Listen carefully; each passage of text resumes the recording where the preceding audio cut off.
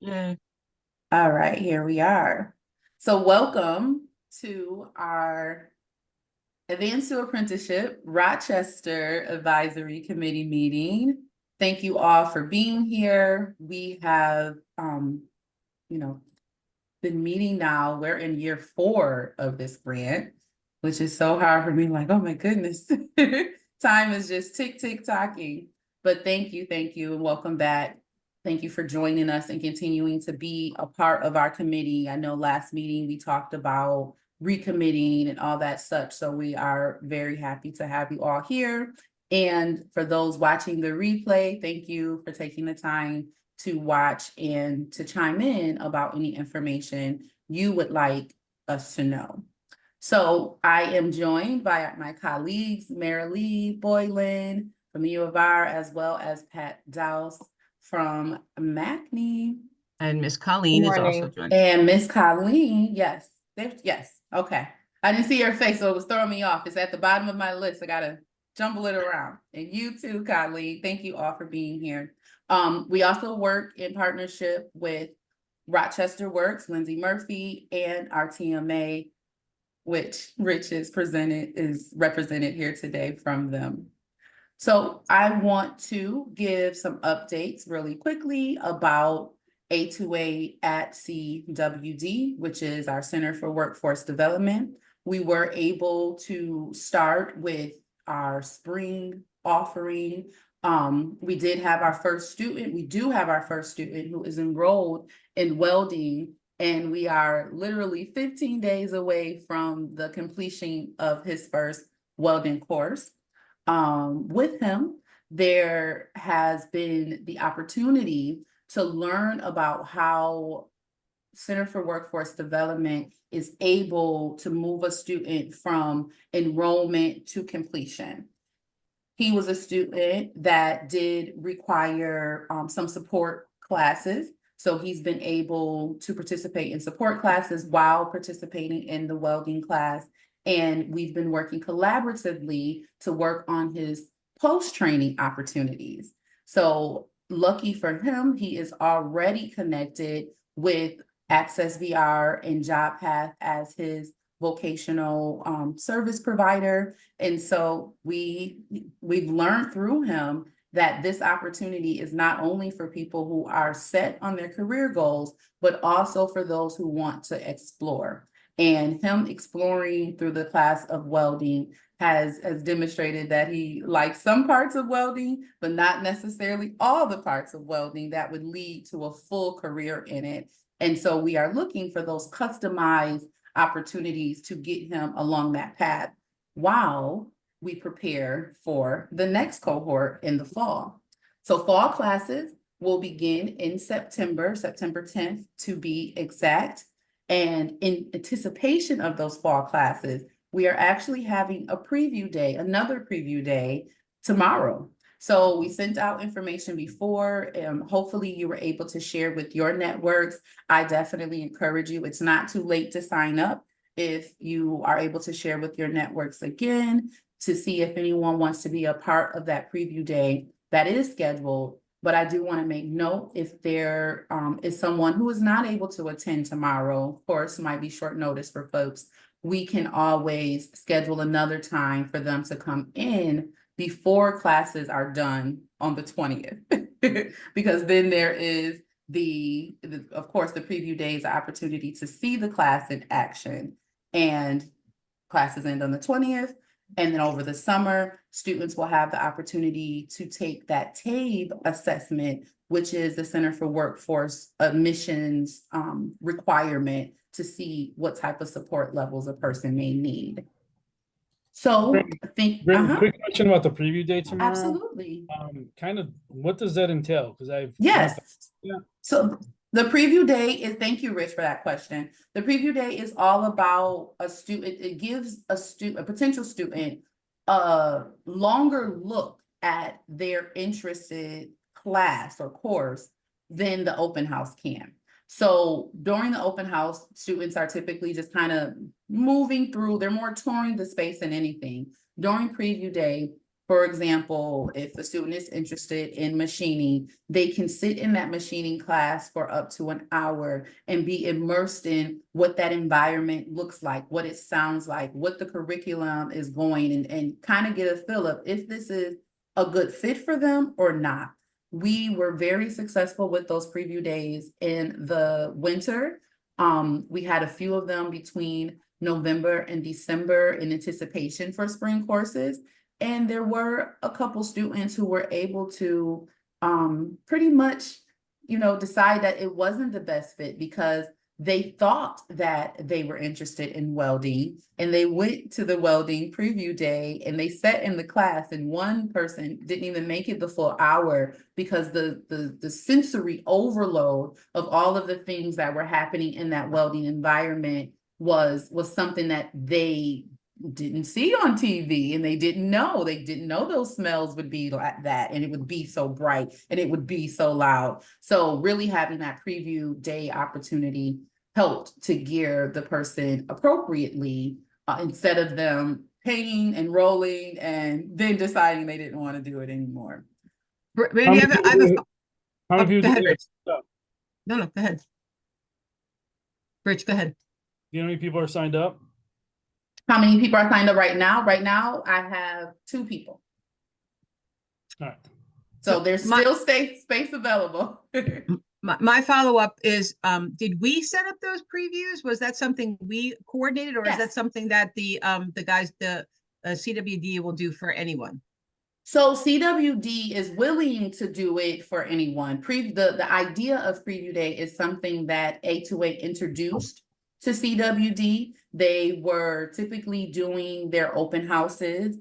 And if someone called them directly, they would have that conversation. But being in this space and working with people with different abilities, we understand the value of not only hearing about it, but being able to see, touch, feel, so that they really are immersed in that environment and able to gain a greater understanding about if it's a good fit or not. So, like I said, we through A2A have been scheduling them and helping to promote them. But if there's a student that is interested that wanted to do it outside of the scheduled day, we could help to arrange that with CWD for sure. Was there another question? No, but I'm going to pose it. Rich, are you thinking that some of your students, the kids that come through FlyApp, might value that? Would that be something that seems could potentially be something for you? Maybe Well, putting most of my FlyApp students already probably learned everything these classes have to offer. Gotcha. Okay. Most of them are 2-year students in BOCES. Gotcha. So we had, close to 288 hours of related instruction. Yeah, I mean, and they're either going into the workforce, or they're going into higher education or military or whatever. So Mhm. not a lot of my FlyApp kids would actually even look at this. I'll be quite blunt, because it's something that's they've already done in their junior year probably. Yeah. No, but I recall a conversation that we had very early on in the project, that there were students that might not meet the qualifications of FlyApp and would therefore be maybe a better fit for this. Yes or That no? was for the boot camp, I believe. It was for the boot camp stuff, Gotcha. and that was also for the public schools, not the FlyApp students. So Gotcha. most of our Okay. FlyApp students, about 90% of our FlyApp students, come from a career and technical education school. Understood. The 10% that don't, we sent this to them because we also did some other tour opportunities, because they were never going to get selected for a co-op. Be blunt, because they just don't have any knowledge. They have, they have an Mhm. interest in knowledge. We didn't. That's why I was wondering how many people signed up, because we sent it to probably about 20 or so kids. Cool. Thank you. Their families, but I don't know if anyone signed up, because no one followed up with me. So. Brandy, I just wanted to throw out Yes. another suggestion, because I know that we've been sharing it. I shared it with the counselors, and Julia was sharing it with the trans collaboration as well. But just wondering if you guys have like distribution list with schools, right? Just to kind of get more school buy-in. And Rich, I know your event, Rock with Your Hands, isn't until October, but I'm just kind of planning for the future-ish, right? That not sure if that would be something that Brandy's team could have a table for Rock with Your Hands. Because again, just looking at the volume of students that do go through that. Yeah, I mean, you go to their website, we can register a table for you, but I know one thing, it might be kind of lost in the mix, for lack of a better term, because obviously, as you know, that event, Jen, there's, we have 1,500 kids and probably about 200 total people in employment last year, plus 50 volunteers. So, Right, I'm even thinking, Rich, because yes, even though there's a large volume of students and it can yeah, get lost in the shuffle, but Womoco I'm and the BOCES, thinking, Womoco and the BOCES too, Center for Workforce Development, both do have tables.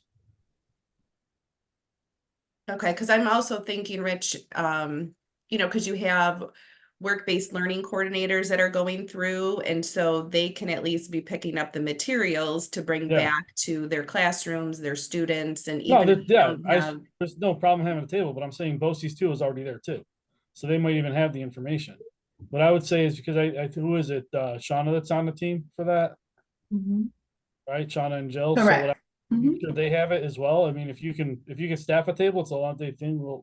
We take more, the more the merrier, because we do take everyone that wants to do it. So what I just tell people is, it's high volume, so you're gonna have to have a couple of people on that table.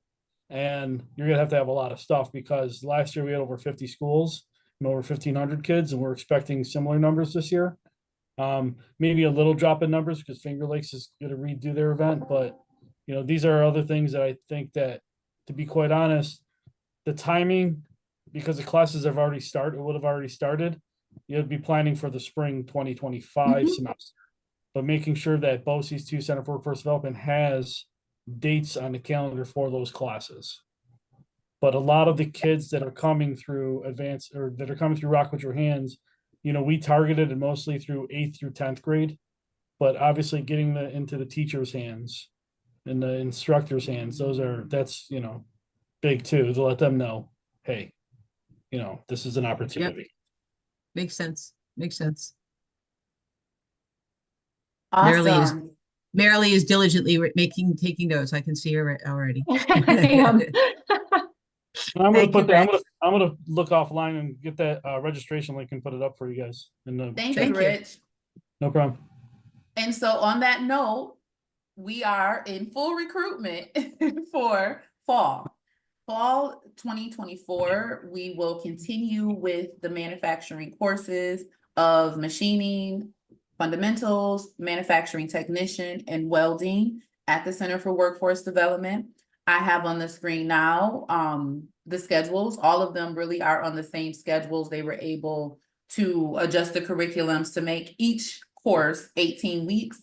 There's a little different in the timing based on how much remote time, and that remote time looks like online training modules that have to be completed asynchronously. Oh my goodness, independently. I didn't want to come out. All courses are continuing to be offered in the evening, because Center for Workforce Development is all about the learn while you earn model, meaning folks that need to work during the day are able to do that and then come into the evening courses from 5:30 to 8:30 to get that up skills. When it comes to the funding mechanisms, the tuition, right, associated with CWD, each of the courses do have a cost, but the students that we are targeting are typically eligible to get some support and assistance with those training costs, not only through Access VR if they are connected that way, but also through Rochester Works training grants if they go through the process. And I say if because there are many different steps that have to be done in order to make it all come together. And that's why we are hitting the pavement hard to ensure if students are interested in the fall that we are starting this process now, with them being able to do that TABE assessment, which is the assessment of adult basic education that determines their support needs and their admission status, that they're able to do the Rochester Work Training Grant process if they need to go that way, or able to have those meetings with their access counselors to get their plan adjusted if they are interested in moving into manufacturing as their new career choice. All righty. And of course, if anyone is interested in enrolling, making sure that you have them reach out to me. I am that first step with getting them connected to the entire process. So now we're going to talk a little bit about what's next. And Marilee, would you like to get us started? Sure. So we just recently did a podcast with Fuse Hub. We work with Steve Melito there. And Fuse Hub is one of our local manufacturing extension partnerships. They support small and medium-sized companies to grow and thrive in the state of New York.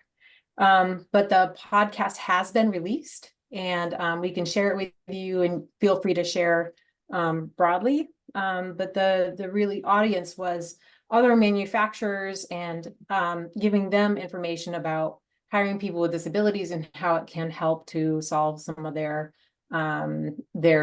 hiring needs. The next thing I want to talk about is we are beginning to build our model replication paper. So as we are looking at replicating this model across the state, we're hoping to create a document that can help other programs to create something similar in different places, whether it's here in the state of New York or nationally. And we are continuing discussions with Access VR and OPWDD in braiding the supports necessary to get the students to be successful. That's kind of an ongoing conversation to see how we can create the existing funding and braid it into our structure. And we're definitely finding that earlier is better to get the students set up. We're finding several students that haven't been connected yet, and we're helping them connect during the process. And so call to action, you can forward it, Brandy.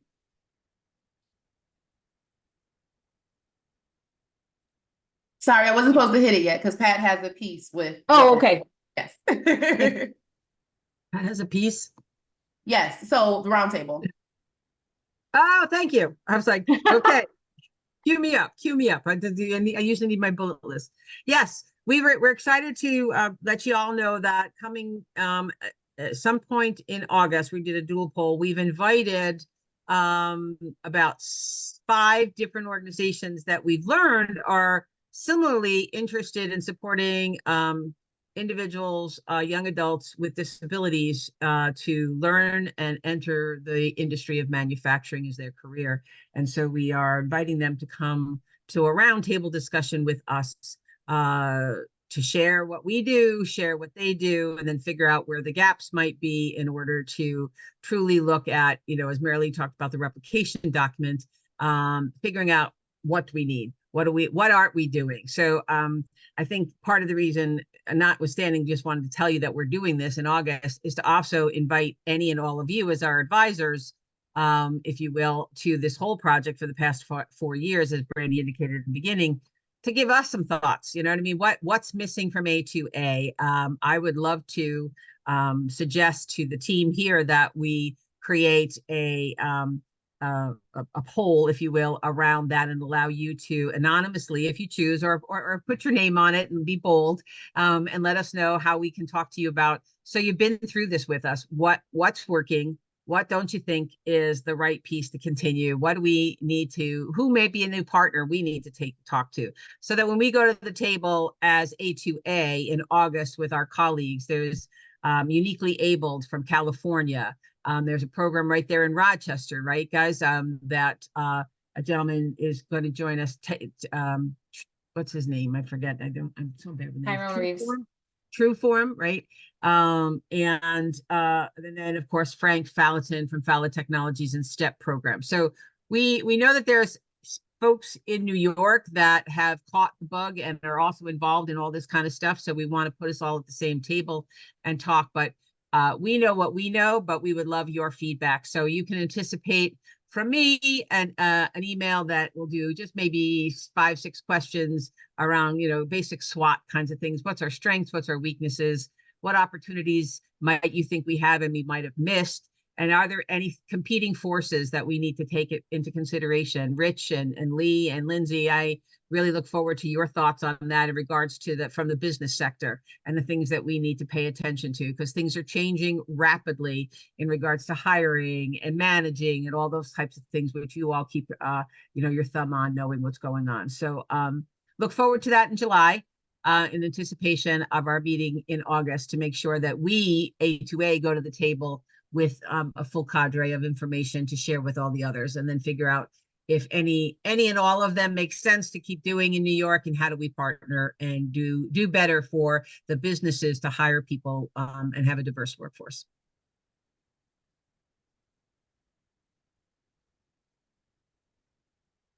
Who's next? Awesome. So, and we've already kind of started this conversation talking about youth and how do we get youth engaged in the idea of exploring manufacturing and in the trades. We have started talking with both RTMA and MACNY about, what are the opportunities in involving younger students, and we would love to ask you all if you have any ideas of how to connect to students with these type of opportunities, whether it's exploration or getting information to the instructors. So we are noticing that sometimes the teachers may also not be very familiar. Students, special ed teachers may not be familiar with the manufacturing environment, and then there's kind of a disconnect because they're kind of curious, like, what skills does it take? And so they're trying to figure out like which one of their students would be a good fit for this type of work, but they're not familiar with what the manufacturing field is like. And so how do we get more of those teachers familiar with the manufacturing industry and to understand what apprenticeship is, pre-apprenticeship? We would love to hear any information that you may have to share about some of those ideas.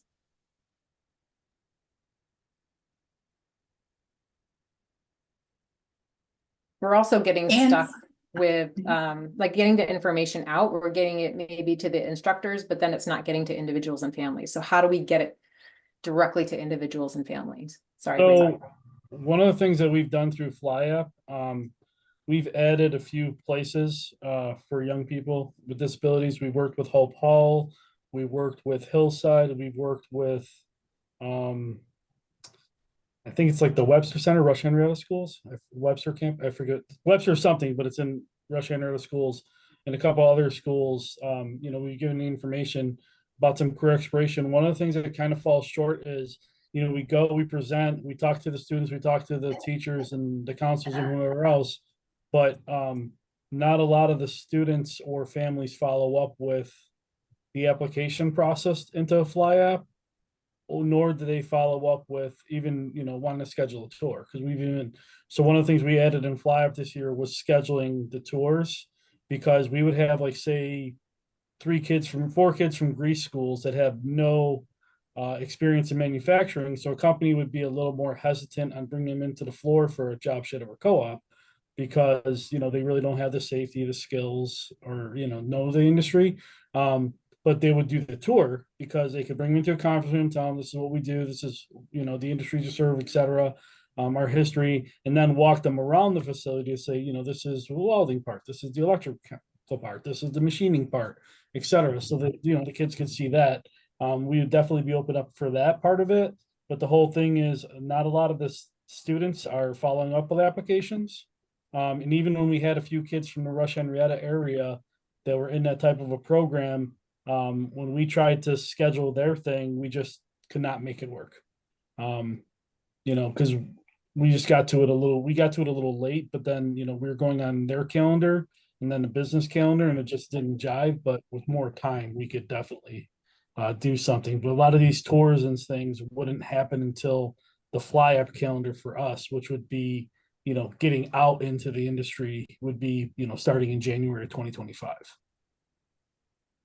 Suzanne, this is making me think of the conversation you had last time around pre-ets and potentially eligible students, so that if we could maybe get to the agencies in Rochester that have those contracts and help them see the opportunity for how to support what Rich is talking about in regards to the school districts, reaching back, reaching out to the teachers and the CSEs or whatever, and just saying, hey, we have the ability to do these things. I think sometimes, I know sometimes they just don't even know these opportunities because it's not where the agencies have even thought about them being, opportunities for people to learn about stuff, but at least it would be an exploration. No give and take, no guarantee, Rich, that we're going to get kids following up, but more people learning that manufacturing is a good industry and career opportunity nonetheless, because if they don't, somebody else might be, you know what I mean? So it's just keeping the word going. So Yeah, definitely. And I know, and I'm going to put Jen on the spot a little bit. I know for part of Youth Apprenticeship Week,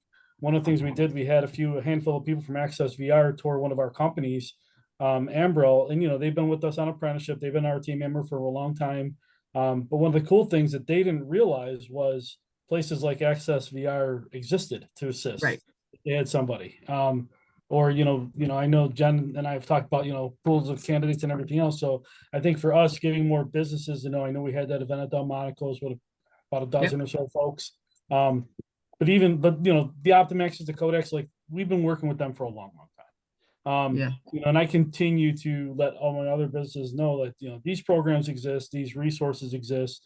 They got to think more outside the box. I just had a long 2-hour meeting with a company yesterday that's been around Rochester for nearly 80 years. They're having a heck of a time recruiting. And so I said, they've used FlyUp, they use our boot camps, they have an apprenticeship program. And I said, have you ever thought about, going outside the box? Because the guy I was talking to is a production manager relying on his HR. And his HR really doesn't even know how to promote their jobs as well, because that's not a person that came from manufacturing. They're promoting me. This is $18 an hour and you can do this and you can do this. And here's the job description. But they don't know of when you're on the floor, you're going to do this. You're going to do this. And that's where this guy comes in, where he does a lot of the job fairs in place of the HR, because he can speak to the young person or whoever, the job seeker, to say, hey, we do this, we do this, we do that. So there's a lot of different options here. Hey Jen, does Access VR in general offer the opportunity? I mean, like bring job developers. I mean, I know that title still exists, I believe, in most agencies. I see Kate's on too. Maybe she can chime in, but perhaps we could consider if you don't know, like inviting all those guys to come and then ask Rich to bring us a couple of production managers to talk about what the job is. And even the job coaches. I mean, I know too many years ago, I learned a lot about being a job coach because I had to, not because somebody gave me training ahead of time about actual jobs and what the just almost like that HR director. I'm just in charge of making sure people get a job, not necessarily understanding the fine process of what the jobs are. How does that work with you guys in Rochester, if you wouldn't mind? So for Rochester, we do have 14 independent job developers that I'm the liaison with. And so we do have monthly meetings. We have guest speakers. We actually just had, I know you brought up YAMTOP, and they presented to our team last month. And so I know the job developers, many of them also provide pre-ETS services as well in their contract. So they are doing, job shadowing experiences for people. They're connected with businesses all the time. So they are networking and, establishing relationships with students. Again, many of them are working with youth. And so they are on the ground, working with students, providing those career exploration opportunities. I know, like Rich brought up, we had Youth Apprenticeship Week. And so that week, not only did we tour Ambro, but we also had guest speakers. We participated in the RTMA webinar. So we are disseminating all of that information so that way they do know, what's happening. I do encourage them to volunteer for like the Rock with Your Hands events. So the information is getting sent out to them, and I know they are aware and engaging in the different resources. Cool. Thanks. I just chiming in from the support employment agency here. I think it actually would be kind of cool to invite employment specialists to come in and see what the actual jobs look like. I know, Brandy came here and presented and we got one person, which was great. But I think for the employment specialist to actually be able to be in the business and see what the jobs look like and visualize the people that they're supporting and think like, oh, like I didn't really think about this person before, but now that I see what the actual job tasks are, like I think this person might really enjoy that. So maybe if there was an opportunity, not just for Job Path, but all the local agencies, maybe a hour or so, not a lot of time, because obviously everybody's busy and time is valuable, but I think it The would point be. you're making is job developers, jobs, employment specialists, whatever title we're giving them, they're hired as human service people. They're not hired as manufacturing specialists and not understanding the nuances of, that's why those preview days that we've set up have made such a difference, I think, in people really getting a chance to see it. Marilee's a fan, I know, of the goggles. So I don't know if the Rochester Works has the goggles, but the virtual goggles that kind of help people, but being able to actually spend time, whether it's the counselor that's supporting the career discovery process or the individual, the family. Because I remember in Mohawk Valley conversation, many of the families were like, they're not going to that dirty place, which just drives me crazy because some of the manufacturing centers, the most gorgeous buildings in the world with all the bells and whistles that you can only imagine, but it's the theme of the old days kind of crap that still prevails in regards to what these jobs are really, really like. So awareness becomes a key piece to success, I think, in this. Yeah, and Pat, to your point about the virtual reality, so yes, Rochester Works does have the VR set, and Aja, Lee and Lindsay, I don't know Aja's official title, but I know she's, engaging with youth in the career exploration using VR. And we actually had her come to the Access VR office, and many of the staff participated in the VR experience. So again, it is so important that we're engaging and collaborating with all the different community partners because, we want to be aware of the new things. And so that way, as we're working with our customers, we can share this information because there are so many different ways that people can explore careers, and it looks different for each person. So again, just really understanding what's out there to educate our customers, again, to know of the various industries, and what it looks like today is different than what it was 20 years ago. And I do appreciate, I see, in our community, businesses are open to, tours because they need to, they need the youth, right? Because when we look at the retirement numbers, it's just not aligning with those that are coming into. So I definitely see that businesses appreciate and are open to those tours. So I think from our, vendors, partners, those are opportunities that we need to always explore and provide that for students. Our project is obviously somewhat more focused, needs to be focused because of the funding for people with intellectual and developmental disabilities. However, we have made a point to say that we're all about diversity too. So thinking about the large population in Rochester of individuals who are deaf and are hard of hearing, they don't worry about that noise that goes on in manufacturing businesses. So if it's not some place or some group that we have spent time in Rochester paying attention to, it's in my head now. I'm going to ask those questions more often to make sure that we're not forgetting to bring that information about manufacturing. There's an agency on Long Island, Milneck Services for the Deaf, who have an amazing partnership with a business down there. Lots of new engineers who are deaf, and that's what you're creating in Rochester at RIT. So, just food for thought. That's all. Making sure we're being very diverse in all the things that we do in regards to that. But they have had a very successful opportunity to create that connection with that business on purpose, because they're not bothered by the noises that are going on in business. So food for thought. Well, I do think it's worth noting that the NTID over at RIT does have a lot of manufacturing courses, I believe, and I believe they Yep. do a lot of placement in the industry. I actually know one of our members, their CNC machining supervisor is deaf. Yep. And I know they've Cool. taken at least, I know they took a fly-up student one year who was also deaf, which was actually kind of really cool to do, to see that. So And the reason, but yet the reason I bring this up is because I also, because of that work, I'm familiar with the fact that most of our training and the things that go on, if it wasn't for NTDI, we would, who are regularly doing that, most of our stuff is not in ASL or isn't even captioned.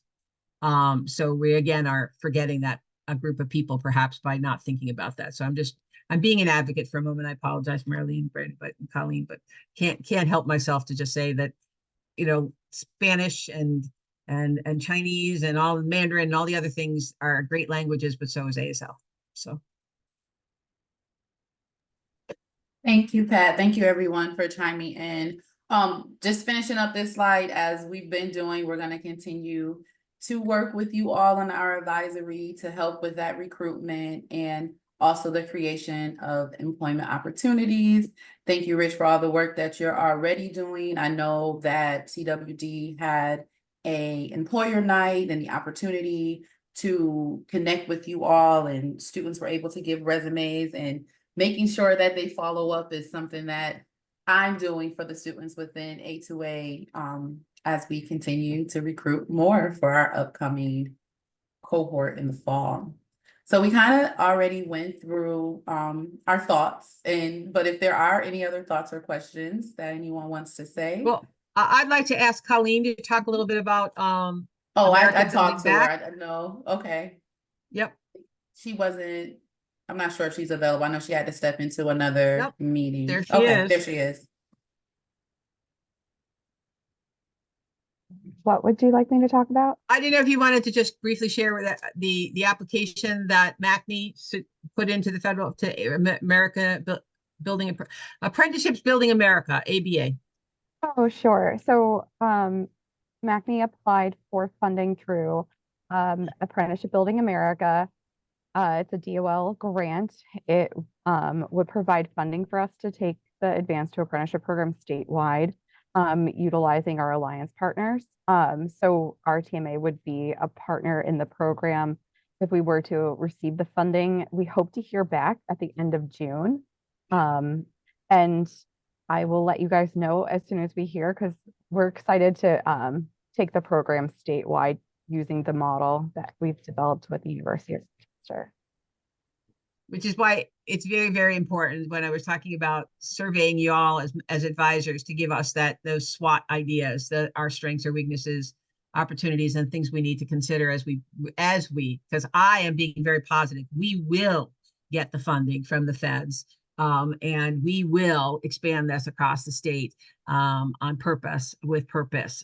So I look forward to you guys sharing honestly and directly what worked and what doesn't work and what you think could be done differently. We really, really want your direct feedback, as good as painful as it might be. Okay. Thank you, Colleen. Thank you, Pat. Anyone else want to chime in? If you have anything to say, of course, you are all able to contact me at any time to talk about any questions you may have, any thoughts you have as we continue to roll with Advanced to Apprenticeship and looking to scale it across the state once we get that grant funding through MACNY. Yeah. I thank you all for your time, but if you have any questions, just let us know now or later. Thanks, everybody. Great. Thank you all. Have a great rest of your day. Thank See you in a you. couple months. But you'll be hearing from me sooner.